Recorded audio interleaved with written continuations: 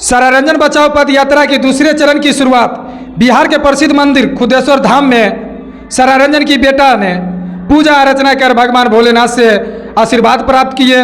वही इस मंदिर के रहस्य के बारे में बता दूं आप लोगों को कि ये मंदिर एक ही छत के नीचे भगवान भोलेनाथ और मजार की एक साथ पूजा अर्चना की जाती है। वही आप लोगों को बता दें कि सरारंजन की एकमात्र अपना बेटा कुणाल कुमार ने चिलचिलाती धूप में लोगों की समस्या जान रहे हैं। आज तक सरारंजन की एक भी बेटा नहीं जो कि 37 डिग्री सेल्सियस में भी जो है सरारंजन विधानसभा के एक जनता से मिलकर समस्या जाने। मात्र एक ही सरारंजन के लाल सरारंजन के अपना बेटा कुणाल कुमार ने लोगों से चिलचिलाती धूप में मिल रहे हैं और बात कर रहे हैं और समस्या जान रहे हैं। बचाओ पदयात्रा का दूसरा चरण प्रारंभ किए हैं, जहां इस देश में धर्म के नाम पर लोग गोलियां मारा जाता है, लेकिन आज खुदनेश्वर धाम जहां पर हिंदू और मुस्लिम दोनों एक ही छत के नीचे प्रतीक हैं, यह मोहब्बत का पैगाम है। आपने यह धाम क्यों चुना? देखिए, एक तो सांस्कृतिक जो भारतीय संस्कृति है उसका सबसे बड़ा प्रतीक भी है, और दूसरी बड़ी बात है कि इस मंदिर का बहुत बड़ा महात्म है। कहा जाता है कि भाई यहाँ से कोई खाली हाथ नहीं लौटता है। तो हम इस उद्देश्य से आए हैं कि खुदनेश्वर महादेव सरारंजन को मुक्त कराएं। पूजा अर्चना के बाद किस पंचायत से सर पदयात्रा शुरू हुई? गंगापुर, इसके बाद पहला पंचायत सरारंजन का गंगापुर है। 200-250 मीटर के बाद गंगापुर। आज का लास्ट यात्रा किस पंचायत से? गंगापुर में ही होगा। बहुत बड़ा पंचायत है, करीब 20 वार्ड का पंचायत है। एक दिन में संभव नहीं है, और सुबह से चलते हुए काफ़ी हम लोग थक चुके हैं। अब 3-3:30 बज गया, गर्मी भी ज़्यादा है, तो मुझे लगता है कि वही 1.5 किलोमीटर चल के उसके बाद आज विश्राम करेंगे हम। कल से यात्रा शुरू। सर, जल, जंगल, जमीन, सिंचाई, रोजगार और स्वास्थ्य के योजनाओं में आप कौन सा विकास सरारंजन में देखने को मिला है? अभी तक तो कुछ भी नहीं मिला है।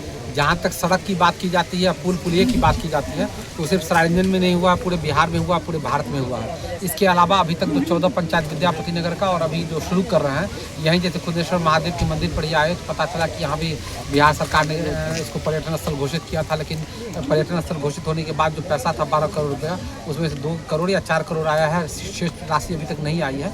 तो दुर्भाग्यपूर्ण कहानी तो यहीं से शुरू हो गई है। अब 200 मीटर के बाद जमुआरी नदी है, वो वहाँ पहुँचते हैं, फिर वहाँ से जो सरारंजन की वास्तविक स्थिति है वो देखने को मिलेगा। इतना एनर्जी कहाँ से लाते हैं? एनर्जी कहाँ, लोगों की एनर्जी है। जो लोग साथ में चल रहे हैं, उन सब लोग जब साथ में चलते हैं सबका उत्साह काम करता है। यहाँ के वर्तमान विधायक जल संसाधन मंत्री है, फिर भी यहाँ का नदी सूखा क्यों है सर? जल संसाधन मंत्री नहीं है, उनका नाम है माननीय जल शोधन मंत्री। जल को शोध लिए हैं। सरारंजन का जहाँ जहाँ जल था सबको वो शोध लिए हैं। शोध करने वाले वो मंत्री हैं। वो जल संसाधन नहीं कर पाते हैं, शोधते हैं। मुख्य नदी जो है जमुआरी नदी है, बलान नदी है, नून नदी है, वाया नदी है, सभी नदियाँ सूख चुकी हैं। उनको जवाब देना चाहिए कि इतना जल शोध के वो क्या किए। सर, प्रथम चरण में पुरुष के साथ साथ महिलाओं का जो आपके ऊपर काफ़ी ज़्यादा आशीर्वाद थी, इस बार तो आपके कदम से कदम चल भी रहे हैं सर।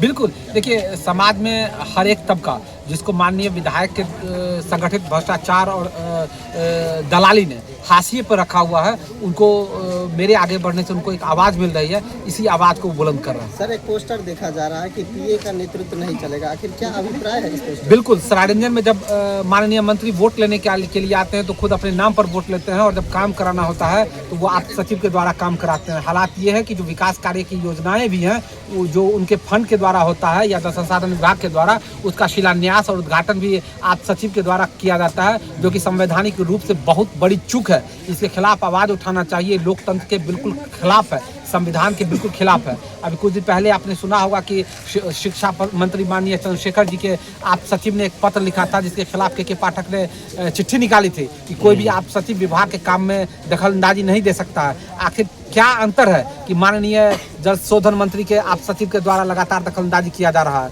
यही नहीं, तमाम तरह का उगाही हो या डराना हो या टॉर्चर करना हो या बबलू एक्ट लगाना हो, इन तमाम में परोक्ष रूप से उनकी भूमिका है। सर, बबलू एक्ट में कौन कौन से आईपीसी व सीआरपीसी की धारा लगती है? उस एक्ट के सामने कोई सीआरपीसी कोई आईपीसी सब दम तोड़ता है।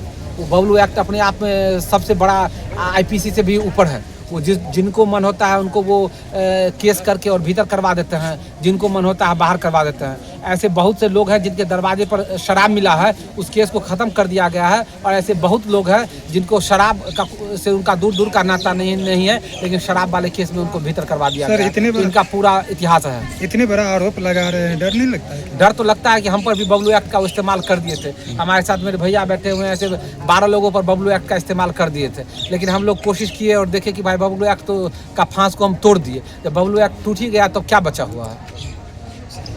सर दूसरे चरण का जो पद यात्रा है वो स्टार्ट हो चुकी है, तो सरारंजन की जनता से क्या कुछ संदेश देना चाहेंगे? कोई संदेश नहीं, जो वास्तविक स्थिति है, यथार्थ की स्थिति है, वो हम देखना चाहते हैं। वो हम जाकर हर गली हर मोहल्ले तक देखेंगे और उसके बाद फिर हम यात्रा निकालेंगे, संवाद यात्रा, जिसमें हम अपने विजन से लोगों को रूबरू कराएंगे कि इस समस्या का समाधान हम कैसे करेंगे। इस पद यात्रा कितना दिन से चलने वाला है? देखिए, ये हम लिमिट नहीं बता सकते हैं, बहुत बड़ा प्रखंड है, जितना समय लगे। हम ये टारगेट लेके नहीं आए कि हम 7 दिन में ख़त्म कर देंगे, 15 दिन में, 20 दिन में, 30 दिन में।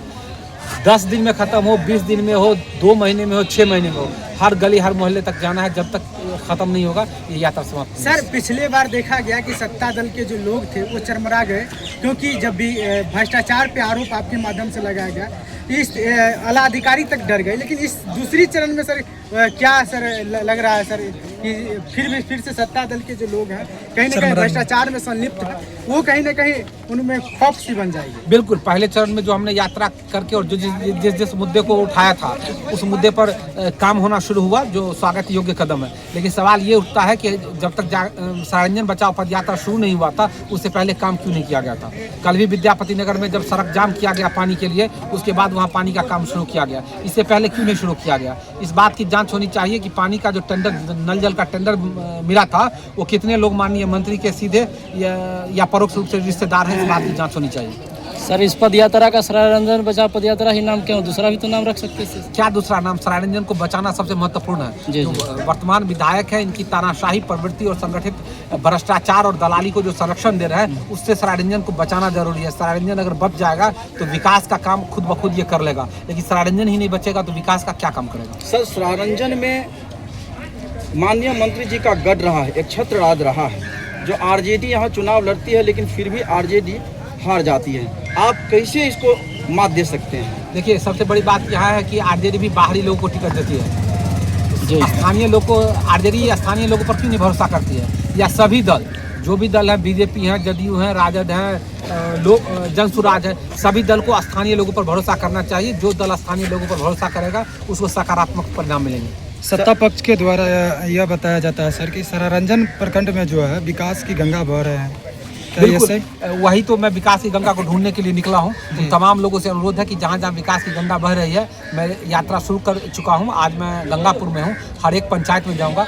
जहाँ जहाँ गंगा बह रही है, एक एक लोटा पानी उसमें से भर के मुझे देने का कष्ट करें तमाम सत्ता पक्ष से और उन पेड लोगों से जो माननीय के इर्द गिर्द घूमते हैं, खास दलाली और लोग की वजह से। उन तमाम लोगों से अनुरोध है कि दीजिए।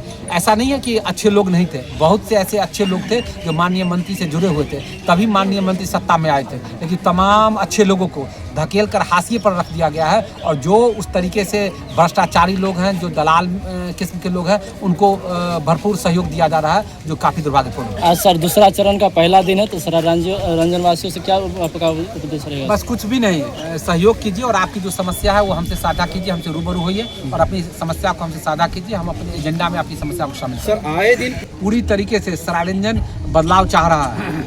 सरारंजन सुसुप्त ज्वालामुखी पर बैठा हुआ है जो किसी भी समय विस्फोट कर सकता है और तमाम माताएं, बहनें या हाशिए पर बैठे लोग हैं जिनको जबरन माननीय विधायक के द्वारा हाशिए पर धकेल दिया गया है, उनको मेरी यात्रा से एक आवाज़ मिली है। इसी आवाज़ को बुलंद करने के लिए हमारे साथ कदम में कदम मिलाकर साथ चल रही है। बहुत बहुत धन्यवाद सर।